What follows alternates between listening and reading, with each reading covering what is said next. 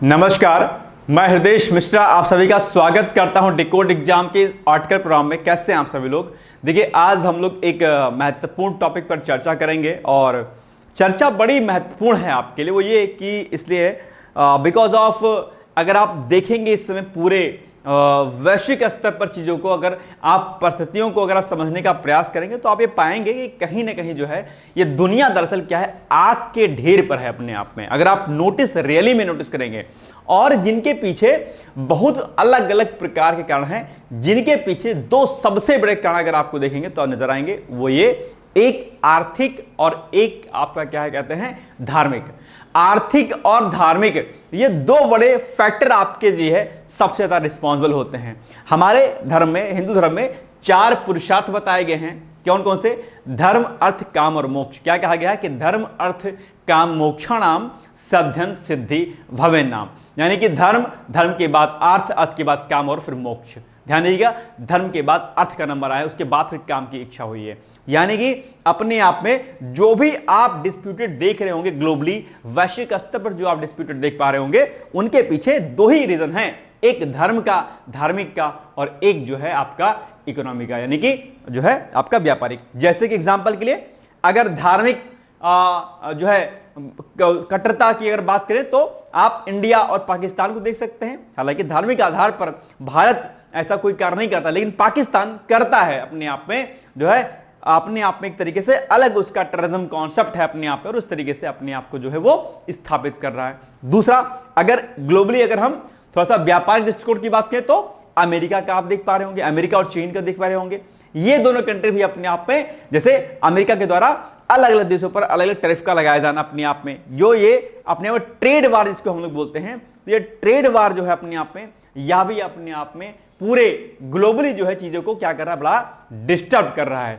इसी संदर्भ में आज हम लोग थोड़ा सा पढ़ेंगे पश्चिम एशिया संकट। आप देख पा रहे होंगे पश्चिम एशिया संकट क्यों है भाई साहब? क्योंकि ईरान और इजराइल क्या है, युद्ध में अपने आप में को क्या हुए हैं, लगे हुए हैं अपने आप में। आप जानते होंगे इजराइल के द्वारा जो है हमास इजराइल युद्ध आपने देखा, लेकिन इसी के साथ साथ में ईरान और इजराइल का युद्ध हो गया है। यह युद्ध क्यों हो रहा है, इसके पीछे क्या प्रमुख कारण रहे हैं, इन प्रमुख कारणों के पीछे और क्या पृष्ठभूमि रही है, और इसका जो युद्ध होगा इसका इंपैक्ट ग्लोबली क्या होगा, और खासकर हमारे भारत पर इसका क्या प्रभाव पड़ेगा, इन सभी बिंदुओं पर हम लोग एक एक करके आज चर्चा करने वाले हैं। आप लोग वीडियो को बहुत अच्छे से देखिएगा।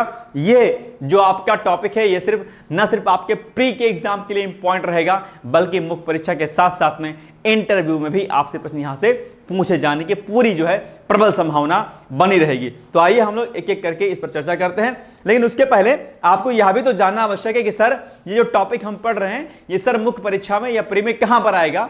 तो सबसे पहली बात, प्री की बात करूंगा तो करंट अफेयर्स में प्रश्न यहां से कई प्रकार के पूछे जा सकते हैं। कहां कहां से पूछे जा सकते हैं आगे हम इस पर चर्चा करेंगे। लेकिन इसके अलावा अगर मुख्य परीक्षा की बात करें तो मुख्य परीक्षा में सामान्य अध्ययन जो आपका सेकंड पेपर है, अर्थात जो जीएस सेकंड पेपर है, उसमें जो अंतरराष्ट्रीय संबंध जो हैं वहां पर जो है टॉपिक क्या करेगा, आपका कोरिलेट करेगा। ठीक है ना। चलिए आइए, तो जीएस2 का जो है टॉपिक है अंतरराष्ट्रीय संबंधों का, यानी कि इंटरनेशनल रिलेशन का। चर्चाओं में क्यों है? क्योंकि अभी हाल ही में ईरान इजराइल के मध्य क्या है, युद्ध होने से ये जो टॉपिक है आपका हाईलाइट है अपने आप पे। और थोड़ा सा मैप में अगर आप देखेंगे तो यहां पर आपको दिखेगा इजराइल, ये लंबे लंबा आप देख पा रहे होंगे, और इधर आपके सुदूर जो है थोड़ा सा ईरान यहां पर आपको दिखाई दे रहा होगा। इसको तो हमने अलग से मैप में आपके लिए लगा दिया है। ठीक है।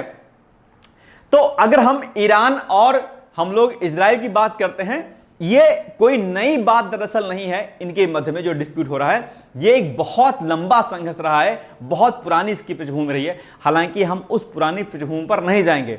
1948 के बाद से ईरान और इजराइल के मध्य में समध मित्र तो हुए थे, लेकिन 70 के दशक में अगर आप देखेंगे उधर 1970 के आसपास जो है एक जो है माइंडसेट था ईरान का, वो थोड़ा सा अलग हुआ। क्या हुआ उसको अलग से पढ़ लीजिएगा, मैं यहां पर खुल के नहीं बोलना चाहता हूं क्योंकि चीजें फिर हो जाए दिक्कत कर जाए। लेकिन वो जो एक मामला हुआ, यानी कि जब 1970 के आसपास जो है ईरान की जो सरकार जो नई सत्ता में आई, उसकी थिंकिंग, उसकी सोच कहीं ना कहीं बहुत अलग थी। और यही कारण रहा कि उसके बाद से फिर से 1970 के बाद से जो है भारत आपका इजराइल और ईरान के मध्य में जो है क्या हुआ, चीजें दिक्कत करने लगी। और सबसे बड़ी बात है कि ईरान प्रॉक्सी वार पर ज्यादा क्या कहते हैं विश्वास करता है। प्रॉक्सीवाद, चाहे वो हमास के माध्यम से हो चाहे हैती के माध्यम से हो, ये एक बड़ा जो है क्या कहते हैं दिक्कत कर रहा है। और अभी फिलहाल अगर हम बात करें कि सर अभी क्या मुख्य वजह है जो पश्चिमी एशिया में ये एक संकट के रूप में उभर के सामने आ रहा है, अभी वर्तमान अगर हम संकट की बात करें कि भाई आखिर ये युद्ध हो रहा है तो क्यों हो रहा है, इतिहास में क्या रहा है अलग मैटर है, वो सब यहूदी मंदिर तोड़े गए और बहुत सारी चीजें रही हैं, हम उस पर नहीं जाएंगे बहुत ज्यादा पृष्ठभूमि पर, वो हमारा काम अभी नहीं है क्योंकि वो एग्जाम में आएगा नहीं, वो है ना, आपको समझना है तो आप इंटरनेट पर सर्च कर लीजिएगा। लेकिन अभी अगर हम वर्तमान अगर सिनेरियो की बात करेंगे तो इसका मेन जो रीजन है वो क्या है आपका जो परमाणु बम है, क्या परमाणु बम, ठीक है, ये एक जो है बड़ा इशू है अपने आप में एक तरीके से देखा जाए, क्या परमाणु बम, ठीक है। ऑफिशियली अगर देखा जाए मतलब एक तरीके से देखा जाए तो दोनों देश परमाणु संपन्न देश नहीं है, लेकिन हैं, दोनों के पास है अपने आप में एटम बम्स हैं। इजराइल जो है इजराइल जो है, ठीक है, ध्यान रखिएगा, इजराइल नहीं चाहता है कि जो ईरान है वो क्या हो, वो परमाणु बम बनाए, इजराइल बिल्कुल भी नहीं चाहता है। क्यों, आप कहेंगे सर क्यों नहीं चाहता है? इजराइल इसलिए नहीं चाहता है क्योंकि इजराइल जानता है कि अगर ईरान जो है परमाणु संपन्न देश बन गया, जो कि काम कर भी रहा है, इससे खतरा जो है पूरी तरीके से इजराइल पर होगा। आप कहेंगे सर ऐसा क्यों हो सकता है, ऐसा क्यों होगा? तो जैसा कि मैंने कहा कि सबसे पहला कारण क्या है, ऐतिहासिक पृष्ठभूमि रही है। इतिहास ऐसा रहा है कि इतिहास, और जानते रहिए कि जब कभी युद्ध होता है ना तो वो नासूर जो होता है ना वो कभी खत्म होता नहीं जल्दी एक्चुअली में, या तो दो समझदार देश या दो समझदार व्यक्ति हो, नहीं तो दोनों के मध्य में जो डिस्प्यूट होता है वो कभी खत्म होता नहीं, वो रह रह के सामने आता रहता है। कोई भी सामान्य जनमानस की अगर हम बात करें, सामान्य दो व्यक्ति हैं, अगर उनके मध्य में कोई दुश्मनी कभी रही है इतिहास में, चाहे उनके पापा दादा ने की होगी, चाहे कुछ ने की होगी, वो लंबे समय तक चलता रहता है, पुरानी नई चीजें आती रहती है, उनके बच्चे हो जाएंगे, पोते परपोते हो जाएंगे, तो भी कहीं ना कहीं रहेगा हाँ अच्छा ये जमीन हाँ हमारी यहां से यहां तक थी और इन्होंने कब्जा कर लिया, अच्छा ठीक है। तो नए लोग आएंगे तो वो गुस्से में आएगा, अच्छा ये मेरी जमीन थी, इन्होंने कब्जा कर लिया, अब हम इनसे ले लेंगे, छीनेंगे, अपने ले लेंगे। तो इतिहास अपने आप को दोहराता रहता है। यही कारण रहा है कि इनके मध्य में एक जो डिस्प्यूट शुरू से रहा है, इजराइल को डर है कि भैया अगर कभी युद्ध हुआ तो ईरान जो है इजराइल पर हमला करेगा परमाणु से, ये जो कि एक जो है बहुत खराब बात होगी। दूसरा, इसके अलावा आप जानते होंगे जो ईरान है वो डायरेक्टली युद्ध नहीं करता है, वो प्रॉक्सी वार पर उसका ट्रस्ट करता है। उसके लिए वो हमास जैसे जो है संगठनों का इस्तेमाल करता है। हमास के अलावा कई अन्य संगठन भी वहां पर हैं, विद्यमान हैं, जिन संगठनों के माध्यम से जो क्या करता है, ये ईरान जो है इजराइल पर हमला करता है, ठीक है। हालांकि हमास को काफी हद तक जो है इजराइल ने कमजोर कर दिया है, बावजूद इसके जो है जो ये आपका ईरान है वो कई सारे संगठनों को क्या करता है, प्रमोट करता है, जो संगठन इजराइल को कमजोर करने का काम करते हैं। ये टेंशन है इसको इजराइल को, भाई ये तो मामला गड़बड़ हो जाएगा।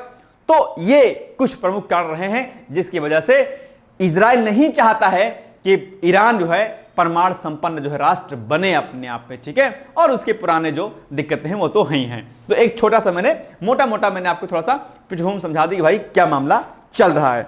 अब बात करेंगे कि सर अगर युद्ध हो रहा है तो क्या दिक्कतें हो सकती हैं, भारत पर प्रभाव क्या होगा, और अगर इजराइल ईरान का युद्ध है तो क्या ये इजराइल ईरान युद्ध क्या ये वर्ल्ड वॉर में कन्वर्ट हो सकता है, क्या ये पॉइंट बन सकता है? और अगर इजराइल ईरान अगर युद्ध होता है या आगे बढ़ता है तो कौन कौन से दो पक्ष आमने सामने होंगे एक, और इसका जो है जो निगेटिव इंपैक्ट है वो भारत पर क्या प्रभाव पड़ेगा, भारत पर क्या पड़ेगा, इसको भी हम आगे समझेंगे। तो थोड़ा सा मैं आपको हल्का सा समझाने की कोशिश करता हूं आपको, ठीक है। इधर हो गया भैया आपका क्या इजराइल, ठीक है, ये क्या हो गया आपका इजराइल, ठीक है, बहुत ध्यान से समझने का प्रयास कीजिएगा। और इधर हो गया भैया आपका क्या ईरान।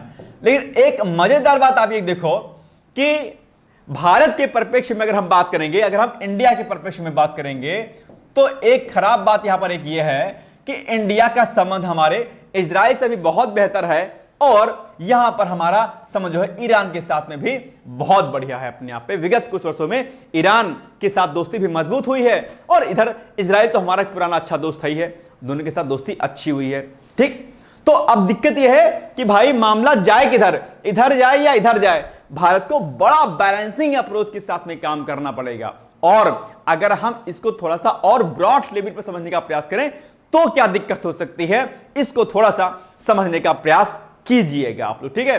अब देखो भारत है, अब इंडिया का जो संबंध है इस समय क्या है, बहुत अच्छा अलग अलग देशों के साथ में है। चाहे वो बात हम लोग अमेरिका की करेंगे, चाहे वो अमेरिका की कर लीजिएगा आप लोग, चाहे वो आपकी रूस से कर लीजिएगा, रशिया से कर लीजिएगा, चाहे आप जो है फ्रांस, क्या चाहे बात फ्रांस और ब्रिटेन से कर लीजिएगा, भारत का संबंध जो है सभी देशों के साथ में क्या है, बढ़िया है। अब देखो यहां पर दुनिया दो धड़ों में क्या हो जाएगी, डिवाइड हो जाएगी। कौन कौन से, कैसे कैसे? इजराइल को जो सपोर्ट कर जो कंट्री है वो कौन कौन सी है, आपका अमेरिका है। नंबर 1 क्या है, अमेरिका है, अमेरिका, ठीक, एक बात। और फ्रांस सपोर्ट करता है, ठीक, फ्रांस के साथ ब्रिटेन भी सपोर्ट करता है अपने आप में, क्या ब्रिटेन भी क्या करता है, सपोर्ट करता है, ठीक है।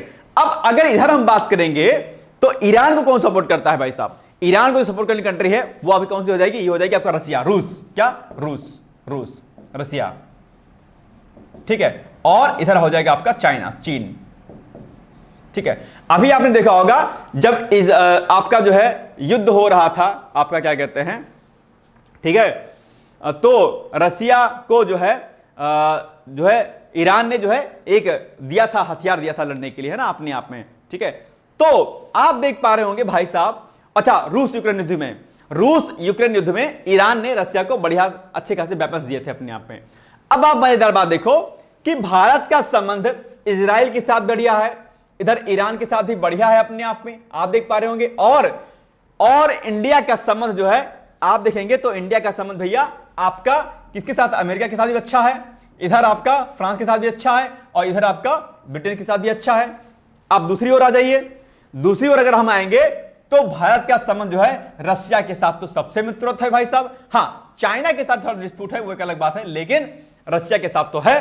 तो आप देखेंगे कि दुनिया दो धड़ों में विभाजित हो जाएगी, इधर अमेरिका, फ्रांस, ब्रिटेन जैसी कंट्री होंगी, तो वहां पर भी अपने आप में बड़े ताकतवर जो कंट्री हैं वो भी होंगी। भारत का संबंध इनके साथ भी बेहतर है, भारत का संबंध इनके साथ भी बेहतर है। भारत को सामंजस्य स्थापित करना अपने आप में एक बड़ी चुनौती होगी, अपने आप में एक बड़ा जो है अपने आप में जो है दिक्कत इसको देखने को मिल सकती है। अच्छा, युद्ध अगर होगा तो बड़ी दिक्कत होगी, क्योंकि पश्चिम एशिया में अगर आप बात करेंगे तो दो कॉन्सेप्ट आपको ध्यान रखिएगा, एक होर्मुज जलडमरू मध्य, क्या होर्मुज जलडमरू मध्य, आगे अभी हम इस पर चर्चा करेंगे, और एक चाबहार बंदरगाह हो गया आपका, ठीक है, और समुद्री सुरक्षा। ये कुछ काम ऐसे हैं जो कि क्या होंगे, दिक्कत करेंगे। यानी कि अगर इनका युद्ध होता है अपने आप में तो सबसे बड़ा संकट तेल संकट का आएगा, जो कि एक बड़ा जो तेल हम लोग कहां से आयात करते हैं, ये मुझे आपको बताने की आवश्यकता नहीं है, ठीक है। दूसरा, होर्मुज जलडमरू मध्य जो है वहां से काफी हद तक जो है तेल जो है वहां से हम लोग क्या करते हैं, उसको ट्रेड करते हैं अपने आप में, तो वो एक बड़ी बात है। चाबहार, ईरान के चाबहार बंदरगाह का प्रयोग भारत कर रहा है, आप जानते होंगे, ठीक है। चाबहार बंदरगाह के बारे में निश्चित तौर पर आप सभी लोग जानते होंगे, चाबहार बंदरगाह, है ना, जानते होंगे। तो आप देखेंगे भाई कि यार मामला सुलटेगा कैसे भाई, भारत तो बीच में फंसा हुआ बेचारा, इधर जाए कि इधर जाए, बड़ी समझता के साथ में इसको रखना पड़ेगा। लेकिन अगर युद्ध होता है तो जो दिक्कत होगी अपने आप में वो बड़ी होगी, क्योंकि खाड़ी जो देश हैं वो सभी खाड़ी के देश अमेरिका को सपोर्ट करेंगे अपने आप में, खाड़ी के सभी देश जो है इसके सपोर्ट में जाएंगे, और इसका एक नेगेटिव इंपैक्ट कहीं ना कहीं व्यापार पर, ट्रेड पर बड़ा पड़ने वाला है। यानी कि जो समुद्री सीमाएं हैं अपने आप में उसको भारत को सुरक्षित करना पड़ेगा, और ट्रेड को अपनी क्या करना पड़ेगा, कंट्रोल करना पड़ेगा, ट्रेड को बैलेंस करना पड़ेगा अपने आप में, ताकि भारत पर तेल की कीमतों का असर ना पड़े और महंगाई की दर यानी कि मुद्रास्फीति ना बढ़े। क्योंकि अगर युद्ध होता है, व्यापार में चीजें दिक्कत करेंगे, ट्रेड में समस्या आएगी, समुद्री सीमाएं जो है कहीं ना कहीं ब्लॉक हो जाएंगी अपने आप में, सामरिक दृष्टिकोण से हो चाहे वो व्यापारिक दृष्टिकोण से, कहीं ना कहीं दिक्कत होगा, ठीक है। तो ये एक बड़ी समस्या के रूप में आपको देखने को मिल सकता है। तो इसलिए भारत को बड़े बैलेंसिंग अप्रोच के साथ में जो है वो चाबहार बंदरगाह को लेकर के हो, चाहे इजराइल के साथ संबंधों को लेकर के हो, इनके साथ में बड़े बैलेंसिंग अप्रोच के साथ में चलना पड़ेगा अपने आप में, ठीक है। और आप जानते होंगे रसिया, चाइना जैसी कंट्री भी अपने आप में जो है डेवलप कंट्रीज मानी जाती हैं, अपने आप में एक अच्छा ग्रो कर रही हैं अपने आप में देखा जाए तो। वहीं पर यहां पर बड़ी कंट्रियां, यहां पर अमेरिका, फ्रांस, ब्रिटेन जैसी कंट्रियां हैं, और इसके अलावा खाड़ी देश भी इसके जो है क्या आ जाएंगे, पक्ष में आ जाएंगे। तो बड़ा युद्ध देखने को यहां पर मिल सकता है। ऐसे में और क्या क्या असर पड़ेगा इसको हम लोग एक एक करके पॉइंट के माध्यम से हम लोग समझेंगे। और दूसरी ओर आप देख पा रहे होंगे अमेरिका का आजकल ट्रेड वार चला, टैरिफ वाला, इन्होंने अलग गदर मचा रखा है भैया, अपना अलग गदर मचा रखा है, उधर इनका अलग चल रहा है, उधर रूस और यूक्रेन का मामला चल ही रहा है अपने आप में, वो भी खत्म नहीं हुआ सही तरीके से। आप देखेंगे भारत पाकिस्तान का भी दो दो हाथ हो ही गया है, कब दोबारा हो जाए कुछ नहीं पता है अपने आप में, ठीक है। तो ये जो चीजें आप देख पा रहे हो ग्लोबली, ये अपने आप में बड़ी चिंताजनक बात है। हो सकता है और मुझे लगता है ये मेरा प्रेडिक्शन है कहीं ना कहीं कि जिस तरीके से विगत 4-5 वर्षों में विगत जो ग्लोबली जो ट्रेड आप देख पा रहे होंगे, चाहे वो आपका जो है रूस यूक्रेन का रहा हो, चाहे पाकिस्तान का और बाकी अन्य देशों के साथ में रहा हो, वो बड़ा खराब रहा है, ठीक है। सामरिक दृष्टिकोण से भी और व्यापारिक दृष्टिकोण से भी अपने आप में एक उथल पुथल कहीं ना कहीं आपको देखने को मिल रही है। तो आने वाले समय में मुझे लग रहा है एक वर्ल्ड वार की कंडीशन बन सकती है, ऐसा मेरा प्रेडिक्शन है। फिलहाल नजर ऐसा होगा तो नहीं, लेकिन जिस तरीके से चीजें हो रही हैं उसके अनुसार ये कहना बिल्कुल भी कोई खराब बात नहीं होगी कि हाँ वर्ल्ड वार हो जाएगा। हो सकता है, चांस में भी बन सकते हैं जिस तरीके से कंडीशन बन रही है अपने आप में, ठीक है। तो अब इनका दोनों का युद्ध का असर इंपैक्ट जो है भारत पर क्या पड़ेगा, इसको हम लोग एक एक करके समझने का यहां पर प्रयास करते हैं, ठीक है। आइए, आप जानते होंगे ईरान जो है हिजबुल्लाह और हैती जैसे हमास को सपोर्ट करता है। इन्हीं के माध्यम से जो है वो क्या करता है, इन्हीं के माध्यम से जो है वो प्रॉक्सी वार करता है अपने आप में, और यही चीज इजराइल को खराब लगती है। इजराइल जो है को अमेरिका का समर्थन प्राप्त है, सुन्नी अरब देशों से बढ़ते संबंध भी हैं इसके साथ में। और अगर हम भारत पर इसके प्रभाव की जो है व्याख्या करेंगे तो इसको हम लोग एक एक पॉइंट करके आराम से इसको समझने का प्रयास करेंगे। नंबर 1, ऊर्जा पर जो है इंपैक्ट पड़ेगा। भारत अपने कच्चे तेल की लगभग 85% आवश्यकता जो है क्या करता है, आयात करता है भाई साहब। और अगर युद्ध हो गया तो आप जानते होंगे एनर्जी के मामले में हम डाउन चले जाएंगे अपने आप पे, ये बड़ा संकट जो है भारत पर आ सकता है अपने आप पे, ठीक है। तो कच्चे तेल की 80% जो है आवश्यकता हम आयात करते हैं, जिसमें एक बड़ा हिस्सा पश्चिम एशिया से आता है। और अगर ईरान इजराइल युद्ध होता है, पश्चिम एशिया पर संकट आना स्वाभाविक है। पश्चिम एशिया से ही हम व्यापक स्तर पर तेलों का आयात करते हैं। तो अगर पश्चिम एशिया पर संकट यानी कि वेस्ट एशिया में अगर संकट आता है, निश्चित तौर पर भारत की इकोनॉमिकल कंडीशन वीक हो जानी है, महंगाई दर जो है बढ़ जाएगी, अर्थात मुद्रास्फीति अर्थात इन्फ्लेशन बढ़ेगा, यह डैम श्योर है, ठीक है। इसके अलावा युद्ध के कारण तेल के दाम बढ़ सकते हैं, जिससे भारत की क्या होगी, चालू खाता घाटा बढ़ जाएगा, इससे भारत का मुद्रा का पर दबाव पड़ेगा, महंगाई अर्थात इन्फ्लेशन बढ़ेगा यानी कि मुद्रास्फीति होगी। और विशेष रूप से फारस की खाड़ी से तेल का जो ट्रांसपोर्ट है वो क्या हो जाएगा, बाधित हो जाएगा, क्योंकि यहीं पर सारा मामला चल रहा होगा। तो ये एक यानी कि एनर्जी रिसोर्सेज पर जो है हमारे आप में एक बड़ा नेगेटिव इंपैक्ट पड़ेगा, जिसका सीधा असर जो है हमारे इन्फ्लेशन अर्थात हमारे मुद्रास्फीति पर पड़ेगा भैया, ठीक है। ये पॉइंट याद रहेगा आपको। अगला पॉइंट, प्रवासी भारतीय और रेमिटेंस पर भी प्रभाव देखने को मिल सकता है, अर्थात खाड़ी देशों की हम बात करें तो उस खाड़ी देशों में 90 लाख से अधिक भारतीय प्रवासी रहते हैं, विशेषकर आपका यूएई हो गया, सऊदी अरब, कुवैत और ओमान में रहते हैं। तो सिंपल सी बात है कि अगर खाड़ी देशों में संकट हुआ तो ये यहां पर दिक्कत देखने को मिल सकती है। युद्ध क्षेत्र में अस्थिरता से, अनस्टेबिलिटी से क्या होगा, इससे क्या होगा कि जो खाड़ी देश में जो रहने वाले भारतीय हैं उनके जीवन और रोजगार पर क्या होगा, संकट होगा भाई। 90 लाख से ज्यादा लोग अगर इस खाड़ी देशों में रहते हैं तो युद्ध अगर होगा, निश्चित तौर पर खाड़ी देशों में जो है क्या होगा, दिक्कत होगी, और उस दिक्कत से जो वहां पर रहने वाले जो लोग भारतीय हैं उनके रोजगार और जीवन पर क्या होगा, संकट मंडरा जाएगा। इसके अलावा भारत को रेमिटेंस अर्थात जो विदेश से धन प्रेषण होता है, रेमिटेंस मतलब क्या, विदेश से धन प्रेषण होता है, उसमें क्या हो जाएगी, गिरावट का सामना करना पड़ सकता है। विदेशी जो आय होती है अपने आप में क्या हो जाएगी, उसमें दिक्कत हो जाएगी, ठीक है। अगला, भू राजनीतिक यानी कि जियो पॉलिटिक्स संतुलन की चुनौती देखने को मिल सकती है, ठीक है। तो आप जानते हो कि चूंकि भारत के संबंध ईरान से भी और इजराइल दोनों से अच्छे संबंध है, फिर क्या होगा, फिर होगा ईरान से, आप जानते होंगे ईरान से चाबहार पोर्ट और क्षेत्रीय कनेक्टिविटी मजबूत होती है, लेकिन अगर मामला गड़बड़ाएगा तो यह दिक्कत कर सकता है। इजराइल से भारत रक्षा तकनीकी, डिफेंस सेक्टर में, साइबर सिक्योरिटी में और एग्रीकल्चर में तो कई सारे समझौते हाल फिलहाल में होते रहते हैं, और इसको लेकर के यानी कि डिफेंस को लेकर के और एग्रीकल्चर को लेकर के इजराइल और भारत के मध्य में कई सारे समझौता ज्ञापनों पर हस्ताक्षर किए गए हैं, है ना। युद्ध की स्थिति में भारत को संतुलित कूटनीति जो है स्थिति रखनी पड़ेगी भाई, क्योंकि मामला गड़बड़ हो जाएगा इसमें। आप देखेंगे कि यहां पर बात केवल इजराइल और ईरान की नहीं हो रही भाई। अगर इजराइल ईरान के मध्य में युद्ध होता है तो खाड़ी देश के अलावा जो बाकी कंट्री है वो अपने आप में दो धड़े में हो जाएंगे, और भारत इस समय अपने आप को कूटनीतिक स्तर पर, वैश्विक स्तर पर अपने भारत इतना मजबूत कर लिया है कि भारत का संबंध जो है मोस्टली सभी कंट्रियों के साथ में अच्छा है। अभी आप देखेंगे कि भारत प्रधानमंत्री मोदी साइप्रस और क्रोएशिया की यात्रा पर गए हैं, ठीक है। तुर्की को उधर बैलेंस होगा, उधर मामला। आज मैंने करंट अफेयर्स क्लास में इसको समझाया भी है आप लोग को।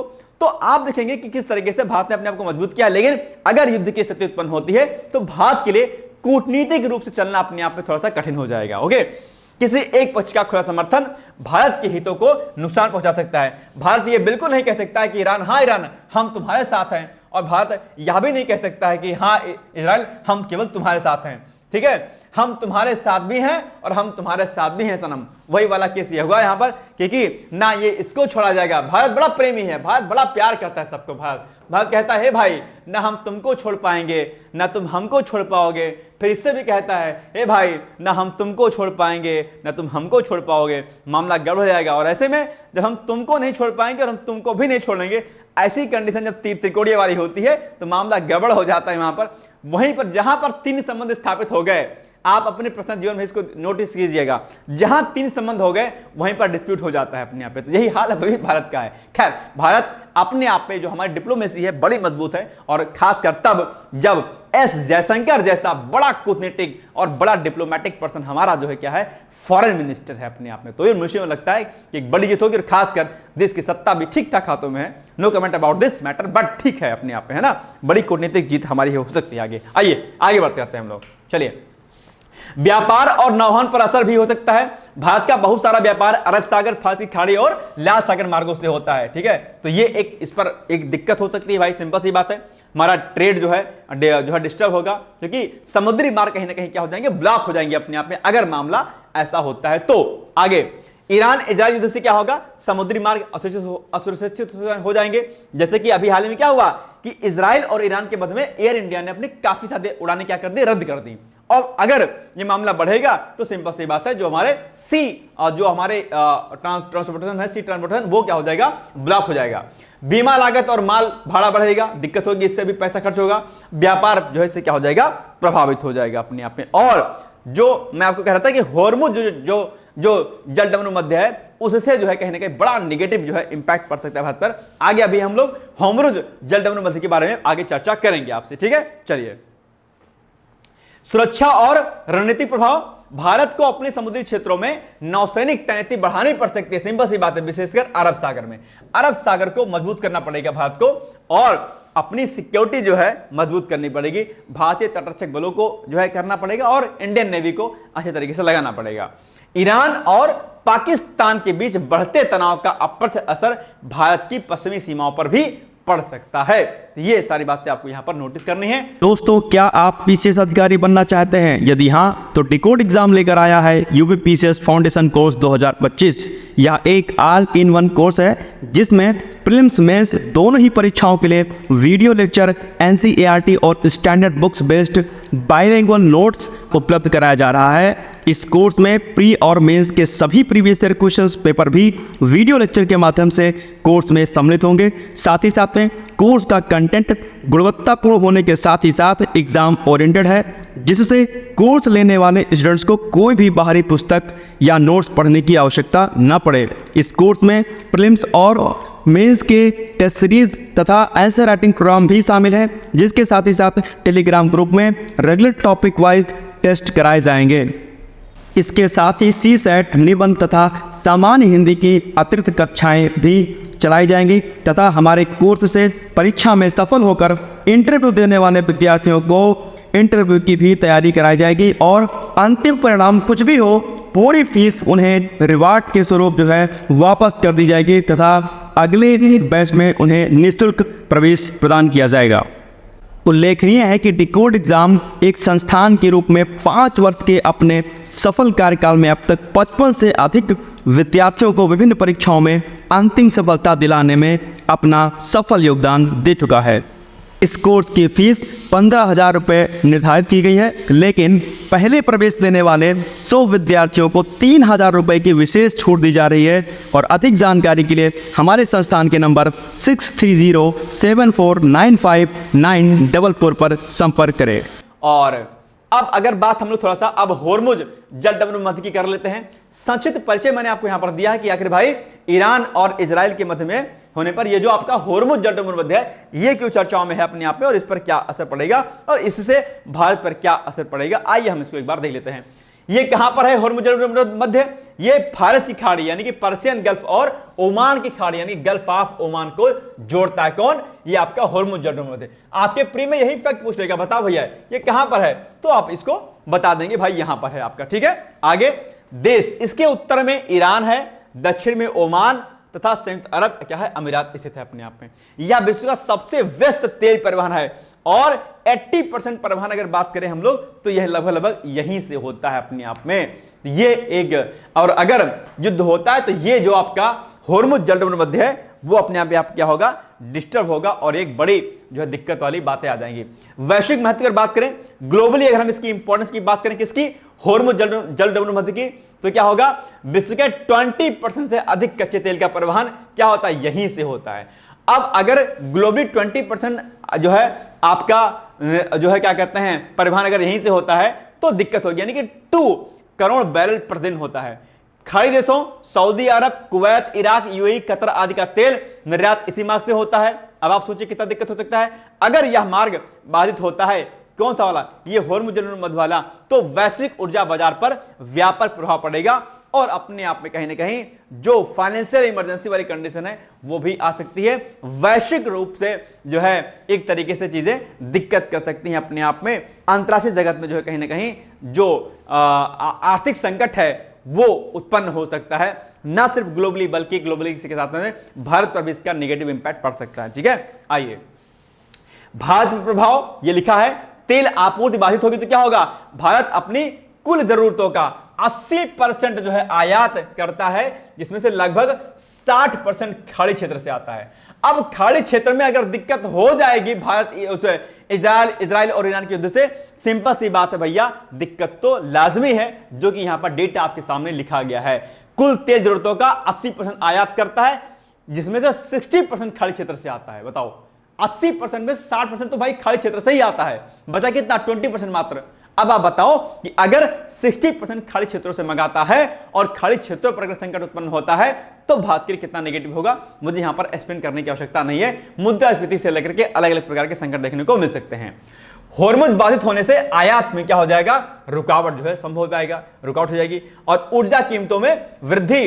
अंतरराष्ट्रीय कच्चे तेल की कीमतें बढ़ने से भारत में पेट्रोल, डीजल, गैस की कीमतों में क्या आ जाएगी, तेजी आ जाएगी और महंगाई क्या हो जाएगी, बढ़ेगी। महंगाई बढ़ेगी अर्थात मुद्रास्फीति अर्थात इन्फ्लेशन क्या हो जाएगा, बढ़ जाएगा, ग्रोथ कर जाएगा अपने आप में। ठीक है, वैसे ही महंगाई का स्तर अपने आप में ज्यादा है और अगर ऐसी स्थिति उत्पन्न होती है तो वर्तमान में भारत में जहां एक और आर्थिक संकट उत्पन्न हो सकता है, ध्यान दीजिएगा, इंडिया में क्या होगा, इंडिया में इससे क्या होगा, आर्थिक इकोनॉमिकल जो है दिक्कत होगी, इकोनॉमिकल।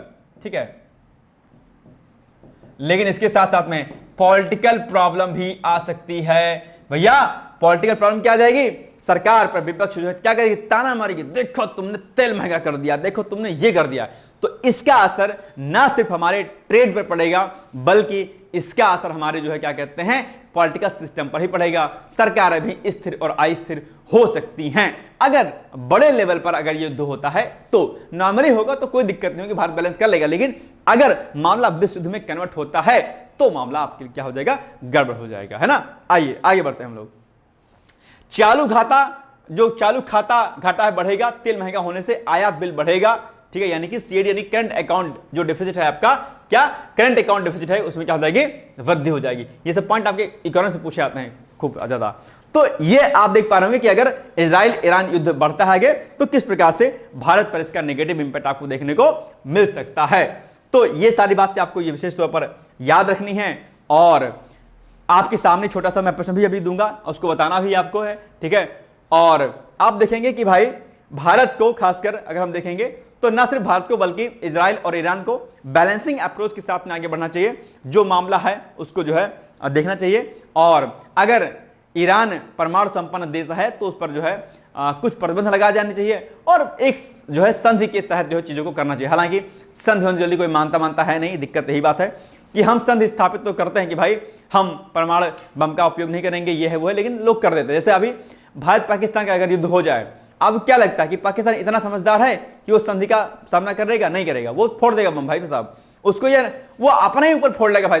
पाकिस्तान एक ऐसा देश है, बमा अपने ऊपर फोड़ लेगा धड़ाम से भाई साहब, उसका कोई भरोसा नहीं है अपने आप पे। ठीक है, तो ऐसी स्थिति में कहीं ना कहीं जो है अपने आप पे चीजों को बैलेंस करने के लिए दोनों देशों को बड़ी अंतरराष्ट्रीय संस्थाओं को सामने आना पड़ेगा और दोनों को जो है समझाना बुझाना पड़ेगा अपने आप पे, ठीक है। और ईरान जो प्रॉक्सी वार करता है उसको भी रोकना पड़ेगा, जिस प्रकार से पाकिस्तान भारत के खिलाफ टेररिज्म का इस्तेमाल करता है एक तरीके से, ठीक है। तो ये बात यहां पर विशेष तौर पर ध्यान देनी होगी। अब हम लोग थोड़ा सा अगर और सिस्टमैटिक तरीके से अगर हम निष्कर्ष की बात करेंगे तो क्या पाएंगे हम लोग कि ईरान इजरायल युद्ध न केवल पश्चिमी एशिया बल्कि दक्षिण एशिया के लिए भी भाई संकट उत्पन्न कर सकता है। तो पश्चिम एशिया में तो दिक्कत होगा, लेकिन इसके साथ में अगर दक्षिण एशिया में संकट उत्पन्न हो गया, क्योंकि भाई सिंपल सी बात है ना, दो धड़े उत्पन्न हो जाएंगे ना, तो ये खाली पश्चिम एशिया तक ही सीमित थोड़ी ना रहेगा, ये तो आपका दक्षिण एशिया तक भी जो है फैल जाएगा अपने आप पे, ठीक है। और वैश्विक अर्थव्यवस्था यानी कि ग्लोबल इकोनॉमी पर इसका जो है गहरा प्रभाव डाल सकता है। भारत को ऊर्जा सुरक्षा यानी कि एनर्जी सिक्योरिटी, प्रवासी सुरक्षा, कूटनीति और व्यापार मार्गों की रक्षा हेतु संतुलित और सक्रिय भूमिका निभानी पड़ेगी। और अगर भारत ऐसा करने में नाकाम होता है तो अपने आप में भारत के लिए एक बड़े संकट की घड़ी उत्पन्न हो सकती है, जहां पर फाइनेंशियल इमरजेंसी या बाकी अन्य चीजें देखने को यहां पर मिल सकती हैं। तो भारत को बड़े बैलेंस के साथ में जो चीजों को हैंडल करना पड़ेगा। ये एक अच्छा सा आर्टिकल मैंने आपको कराया है और अब मैं आपको एक छोटा सा प्रश्न देता हूं जिसका उत्तर आपको जो है क्या करना है, लिखना है। मैं आपसे उम्मीद बिल्कुल करूंगा कि आप इसको अच्छे से लिखेंगे। ये जो आपका होर्मुज जो जलवायु मध्य है, क्या होर्मुज, ठीक है। नंबर 1 क्वेश्चन,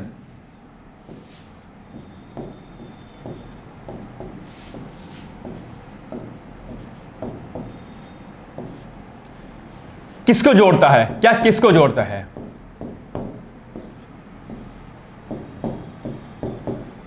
बताइए आप लोग, ठीक है। आपके सामने A B C D option है, ठीक है। मैं ऑप्शन नहीं दूंगा आपको बताना है क्योंकि अभी हमने आपको बताया है। अब आप बताइए कमेंट बॉक्स में कि होर्मुज जलवायु किसको जोड़ता है, बड़ा इंपॉर्टेंट है। और आप लोग एक काम करिएगा, चाबहार बंदरगाह, क्या चाबहार, ठीक है, ये चाबहार जो बंदरगाह इसको पढ़ लीजिएगा अच्छे तरीके से, ठीक है। चाबहार पोर्ट, जो चाबहार पोर्ट है वो आपके भारत के लिए अर्थात इंडिया के पर्सपेक्टिव से कितना इंपॉर्टेंट है, ये भी आपको क्या करना है, पढ़ लेना है, ठीक है। 2 चीजें मैंने आपको टास्क के रूप में दी हैं, बाकी आप लोग पढ़ते रहिए, मस्त रहिए, व्यस्त रहिए और मेरी तरफ से शुभकामनाएं हैं। ये सब टॉपिक आप लोग को अच्छे से रेडी करते हुए आगे जो है बढ़ते रहना है, ठीक है। तो आई होप कि आर्टिकल आपको अच्छा लगेगा और इसी तरीके से आप चीजों को करते रहिए। और अंतरराष्ट्रीय जगत की जो भी बातें होती हैं आप मुझसे शेयर कर सकते हैं। कोई दिक्कत होती है तो आप सीधे मुझे हमारे कॉन्टैक्ट नंबर 8604409201 पर आप मुझसे संपर्क कर सकते हैं, ठीक है। ध्यान दीजिएगा इस बात के लिए, ठीक है। ऑल द बेस्ट है, thank you so much, bye bye, take care.